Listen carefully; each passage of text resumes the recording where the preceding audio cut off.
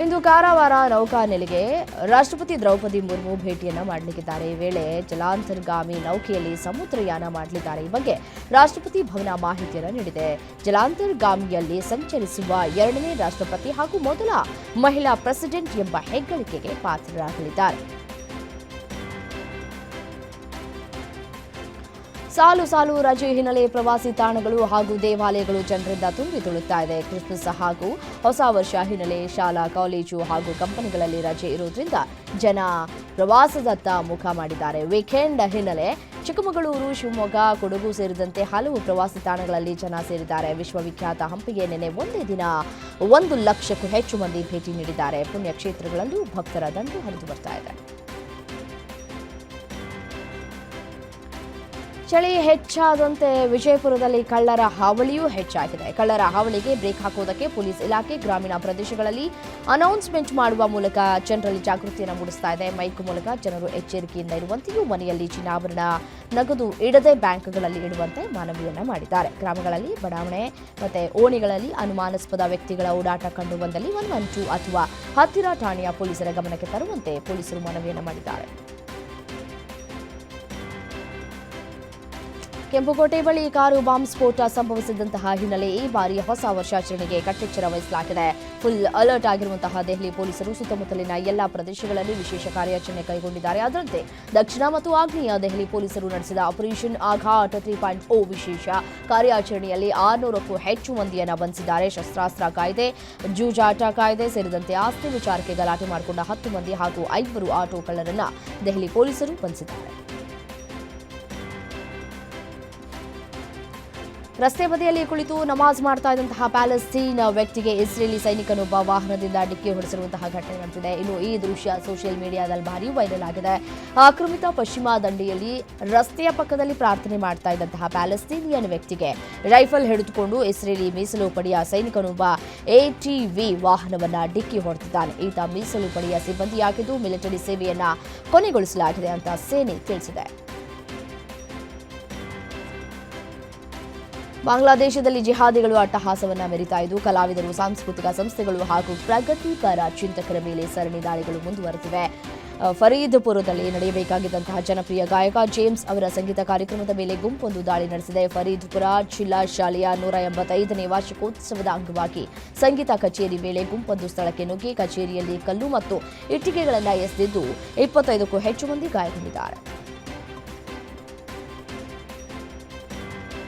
ಬಾಂಗ್ಲಾದೇಶದಲ್ಲಿ 2024ರ ಡಿಸೆಂಬರ್ನಿಂದ 2025ರ ಜೂನ್ವರೆಗೆ ಹಿಂದೂಗಳ ವಿರುದ್ಧ ಧರ್ಮ ನಿಂದನೆ ಆರೋಪದಡಿ 71 ದಾಳಿ ನಡೆದಿವೆ. ಬಾಂಗ್ಲಾದೇಶದ 30ಕ್ಕೂ ಹೆಚ್ಚು ಜಿಲ್ಲೆಗಳಲ್ಲಿ ಹಲ್ಲೆ ಘಟನೆಗಳು ದಾಖಲಾಗಿದ್ದು ಹೆಚ್ಚಿನವು ಸುಳ್ಳು ಆರೋಪವಾಗಿವೆ ಅಂತ ವರದಿ ತಿಳಿಸಿದೆ. ಇದೇ ಸಂದರ್ಭದಲ್ಲಿ ಬಾಂಗ್ಲಾ ಹಿಂದೂಗಳ ಮೇಲಿನ ಹಿಂಸಾಚಾರವನ್ನು ಮಲೇಷ್ಯಾ ದೇಶದ ಸಂಸದರು ಖಂಡಿಸಿದ್ದಾರೆ. ಬಾಂಗ್ಲಾದೇಶದಲ್ಲಿ ಹಿಂದೂಗಳ ಮೇಲೆ ದೌರ್ಜನ್ಯ ಖಂಡಿಸಿ ಮದ್ದೂರಿನಲ್ಲಿ ಹಿಂದೂ ಸಂಘಟನೆಗಳು ಪಂಚಿನ ಮೆರವಣಿಗೆ ಮಾಡಿವೆ. ಮದ್ದೂರು ಪಟ್ಟಣದ ಉಗ್ರ ನರಸಿಂಹಸ್ವಾಮಿ ದೇಗುಲದಿಂದ ಪ್ರವಾಸಿ ಮಂದಿರದವರೆಗೂ ಜಾಥಾ ನಡೆಸಿ ಪ್ರವಾಸಿ ಮಂದಿರದ ಬಳಿ ಮೈಸೂರು ಬೆಂಗಳೂರು ಹೆದ್ದಾರಿ ತಡೆದು ಬಾಂಗ್ಲಾ ವಿರುದ್ಧ ಆಕ್ರೋಶವನ್ನು ಹೊರಹಾಕಿದ್ದಾರೆ. ಬಾಂಗ್ಲಾದೇಶದ ವಿರುದ್ಧ ಕೇಂದ್ರ ಸರ್ಕಾರ ಕ್ರಮವನ್ನು ಕೈಗೊಳ್ಳುವಂತೆ ಆಗ್ರಹಿಸಲಾಗಿದೆ.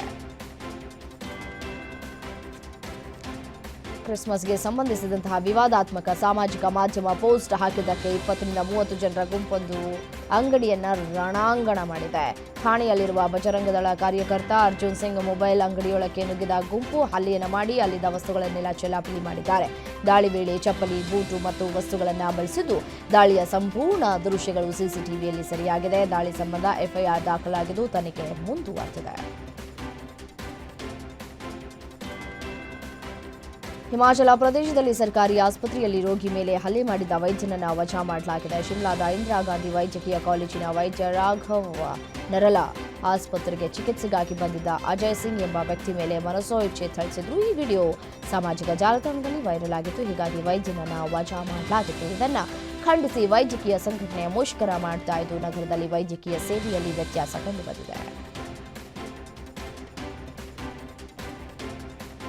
ಚಂದ್ರಾಯನಗುಟ್ಟ ಎಕ್ಸ್ ರಸ್ತೆಯ ಫಂಕ್ಷನ್ ಹಾಲ್ನಲ್ಲಿ ನಡೆದಂತಹ ಮದುವೆ ಸಮಾರಂಭಕ್ಕೆ ಖತರ್ನಾಕ್ ಮಹಿಳೆಯರು ಕೈಚಳಕವನ್ನು ತೋರಿಸಿದ್ದಾರೆ. ಬುರ್ಕಾ ಧರಿಸಿದ ಇಬ್ಬರು ಮಹಿಳೆಯರು ಪ್ರವೇಶಿಸಿ ಹಲವಾರು ಮಹಿಳೆಯರ ಪರ್ಸ್ಗಳನ್ನು ಕದ್ದು ಸ್ಥಳದಿಂದ ಪರಾರಿಯಾಗಿದ್ದು, ಘಟನೆಯ ದೃಶ್ಯ ಸಿಸಿಟಿವಿಯಲ್ಲಿ ಸೆರೆಯಾಗಿದೆ.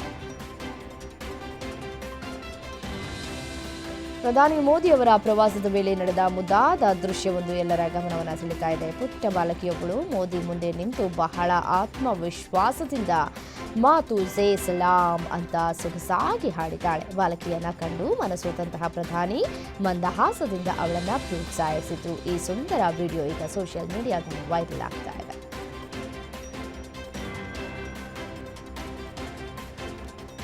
ಅಸ್ಸಾಂನಲ್ಲಿ ಚುನಾವಣಾ ಆಯೋಗವು ಕರಡು ಮತದಾರರ ಪಟ್ಟಿಯನ್ನು ರಿಲೀಸ್ ಮಾಡಿದೆ. ಪ್ರಸ್ತುತ ರಾಜ್ಯದಲ್ಲಿ 2,51,09,754 ಮತದಾರರಿದ್ದಾರೆ. ಇವರಲ್ಲಿ ಇನ್ನು 93,021 ಮತದಾರರು ಸಂದೇಶಾಸ್ಪದ ಪಟ್ಟಿಯಲ್ಲಿ ಇದ್ದಾರೆ ಅಂತ ಹೇಳಿ ಡ್ರಾಫ್ಟ್ನಲ್ಲಿ ತೋರಿಸಲಾಗಿದೆ. ಮೃತಪಟ್ಟವರು, ವಲಸೆ ಹೋದವರು ಮತ್ತು ನಕಲಿ ಮತದಾರರನ್ನು ಸೇರಿಸಿ ಒಟ್ಟು 10,56,291 ಹೆಸರುಗಳನ್ನು ಮತದಾರರ ಪಟ್ಟಿಯಿಂದ ತೆಗೆದುಹಾಕಲಾಗಿದೆ.